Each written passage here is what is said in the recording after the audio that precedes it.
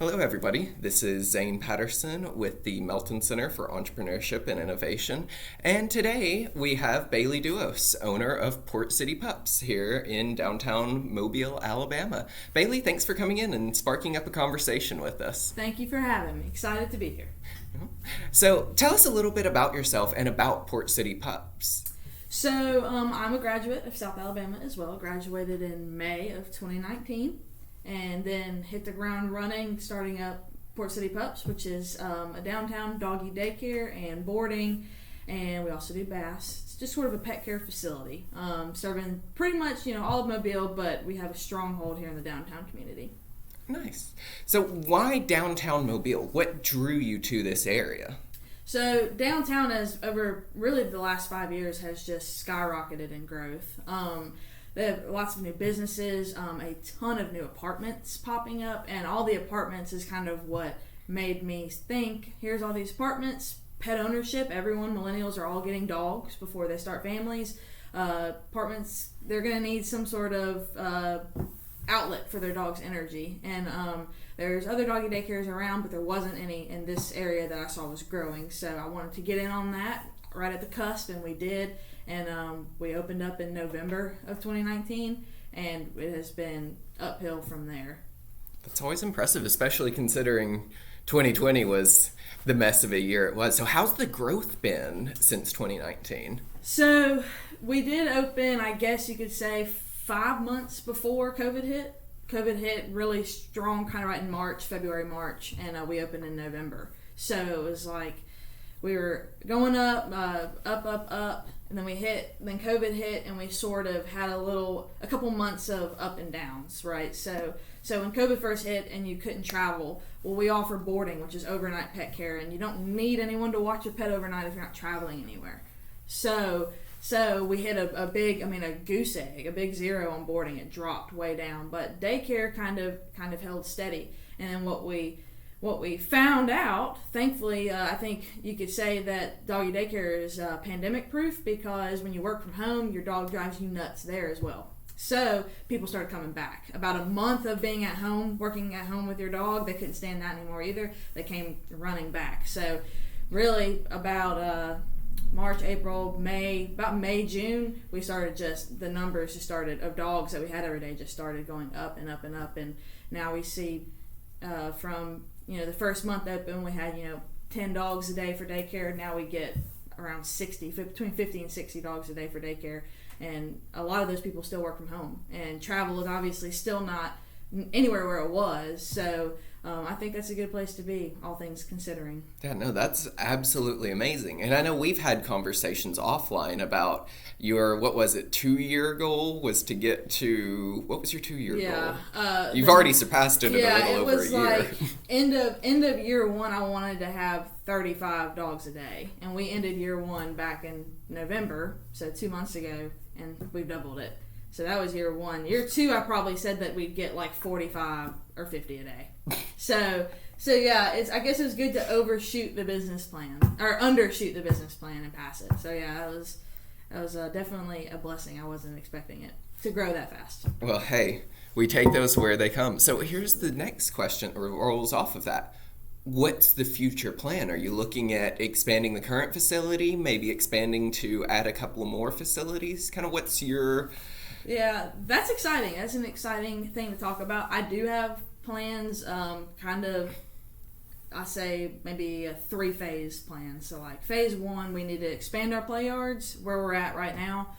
So we own a big lot on our property. We own like a whole city block, and we don't even use half of it. So we're going to expand into that first, get more open play yards for the dogs to play in.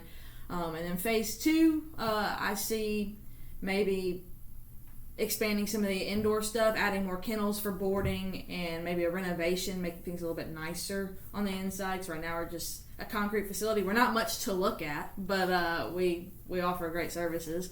And then phase three, I'd like to have an indoor pool, even outside, an in-ground pool outside for all of our daycare dogs, because I think probably 85% of them love to swim, and it's summer here almost year round. So it's like it'd be perfect. So I have like give me like 3 years, and I think that we will be something to compete with for sure. You'll be a 5-star hotel for dogs, is what I'm getting. That's a cool goal. I'd love it. That'd be great. Mobile, I wouldn't want to be anywhere else. This is a cool city. It offers a lot as far as traditions and the people and the culture and the food. Like, it's just a cool place to be. So I'll take some heat. So let's talk about that for a second. Let's talk about why you love Mobile as a city and why you chose this as your home. Because you're not from here originally, right? No. I'm from Montgomery, Alabama. Graduated high school up there and moved down south here to go to college. So I went to South, got a business degree there, and I knew almost instantly when I moved down here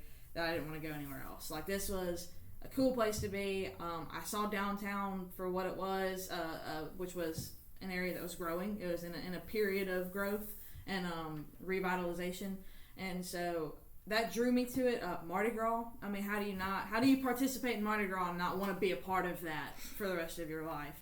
And just the food, the people, the culture, everything about it. I mean, everyone who lives here, a lot of people who live here, particularly in the downtown area, they're just proud to be here. They're proud to be Mobilians. They love to celebrate. That's what Mobile's slogan is: born to celebrate. And I can get behind that. I like that. So I don't plan on going anywhere. I can agree 100% with you. Mobile is definitely my end goal of living here. Absolutely. I find that interesting because there's actually a big issue in this city of people not being proud of Mobile. A lot of the people who grow up here have an issue with the city and end up leaving. Mm-hmm. So how do you think we could potentially turn that around? How do we get young people to be proud of their city and want to stay here? Yeah, I think a lot of kids just want to leave their hometown. They just want to I wanted to get out of my hometown. And there's people that I graduated from South with that moved to my hometown. Like, that's where they wanted to be. So it's like, I get it. If you grew up here, you kind of want to see the rest of what the world has to offer. You might end up coming back. Who knows? That's cool. But I think Mobile is off to a great start. But to get young people to stay, you need more opportunities. And I think we have that now. We're starting to see it. I mean, this, for example, is like a whole innovation portal. It's like a whole campus of a hub for entrepreneurs. And that's a really cool thing to have. That, I mean, I don't know that you can get that everywhere. Where hopefully this will serve as just a breeding ground of ideas and businesses and more. I mean, that kind of thing is what would get young people to stay. Because I think what you're going to see with our generation and the generations behind us is a much more entrepreneurship centric mentality. I think we're going to see a lot more business, a lot more people who want to be entrepreneurs coming up, and they're going to go to the big city for that, but they might not have to if we can feed those dreams right here at home. So I think that'd be a good place to start. So it's actually funny that you talk about the growth in entrepreneurship. One of the things that I consider to have been a plus side of the recent pandemic, a lot of people have started side hustles and started their own businesses on the side. And so I found that to be very interesting, how people have taken a crisis and turned it into an opportunity. And obviously you've been able to survive a crisis and continue to thrive. So I feel like that entrepreneurial spirit is one that's hard to crush.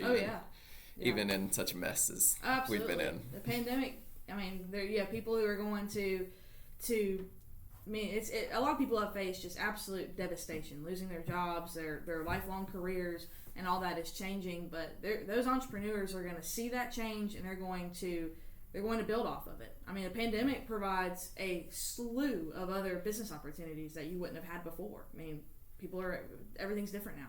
So, I mean, that's a whole bunch of other business ideas that you can make from that. And I think a lot of people have capitalized off that. And I think the real entrepreneurs will make the best of it. So I could agree. And what I found interesting is you find all of these new delivery apps that, it started out as just one, and now there's a new one, GoPuff. Yeah. Have you not seen a million ads for that? Yeah, he's my client. One of the people who's starting it down here he brings his dogs to me every day. He's a really cool dude. And they just started delivering downtown. So give them a little shout out. But yeah, they deliver. They're cool because they did a spin on it though. Because you have regular grocery delivery stuff, and then you have like food delivery, like Waiter and Uber Eats and stuff like that. But they deliver snacks and Cokes and chips and random stuff like that anytime, late night. That's and fast. So I mean, they did a spin on that. Cracks me up every time. Yeah. So knowing your customer is super important, and obviously they're doing a great job of that. How did you go through and find who your customer was going to be?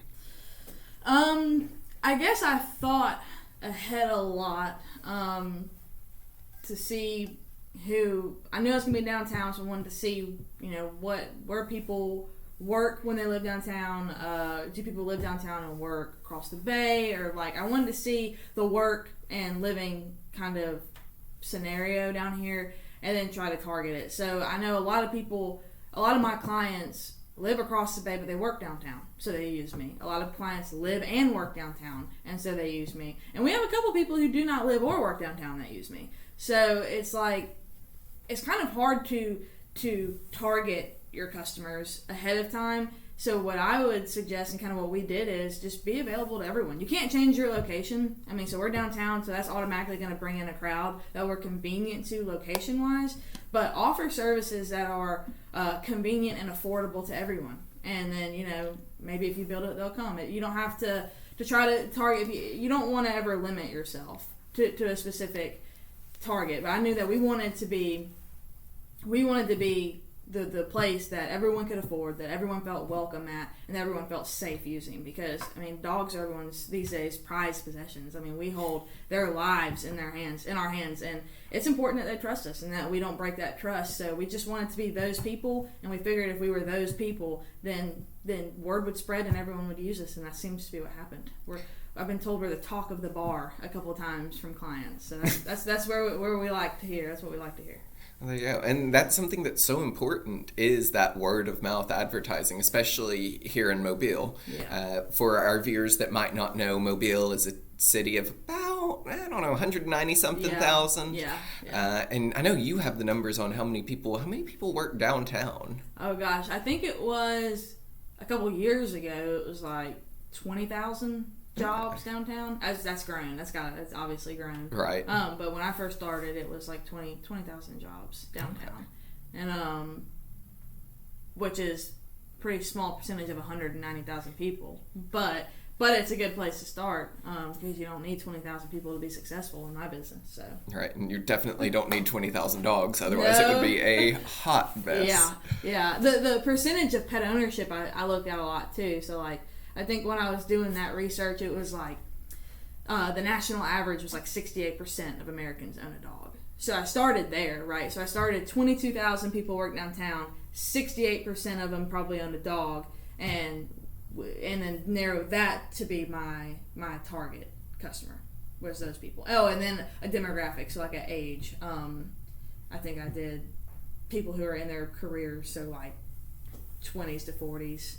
Which is not true. That was a bad guesstimation. I have college students all the way from 18 all the way up to 80-year-olds who use me to bathe their dogs. So that was hard to target down, but yeah, that's a place to start though. There you go. So how did you first start advertising? We were talking about these commercials that other businesses had done. I've never seen a Port City Pups commercials. I've heard one on the radio well back in the day. Yeah. So how does that marketing budget work out for someone who's starting in your area? So that's funny that you asked that. The business professors at South would probably disagree, but I don't pay for advertising. So that's why you have not seen a Port City Pups ad. You have heard me on the radio. Apparently that's still going. My mom heard it yesterday. So I don't know what that's about. I'm happy about it. That's cool. But I may have sponsored one or two Facebook ads. I don't pay for commercials. I don't pay for radio. I put all my eggs in the word of mouth basket because it's working. And so if I were to have seen a decline or seen that we needed to change something, then I'd pay for some advertising. I'd probably hit hard on social media, but right now if you can just make the people who you are using happy, maybe offer an in-house referral program, say, hey, if your friend brings a dog, I'll give you a free day or something like that. That, for me, one, it's free, except for the free day thing.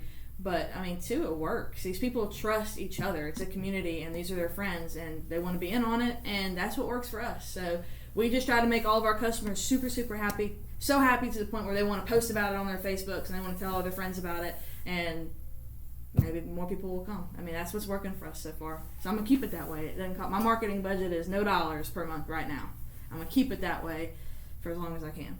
There you go. And also being the only provider in this area definitely helps. Yeah. Your nearest, I mean, you have someone in Midtown, you have someone in Westmobile, you have a couple across the bay, but downtown, we're it for pet care. And you'll see, I didn't know this ahead of time, but the people who live and work down here, they don't usually stray too far. I mean, they stay downtown. They don't usually, I mean, a lot of my clients are like, I don't even know what Westmobile looks like.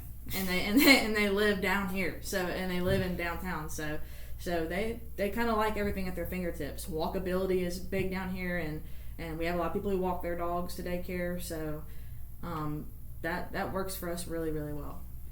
Okay, nice. Well, Bailey, I think we're going to wrap up part 1 right here. Thank you so much for coming in. This has been a fantastic interview. And for those of you watching, stay tuned for part 2, where we talk about how she got to where she is today. So again,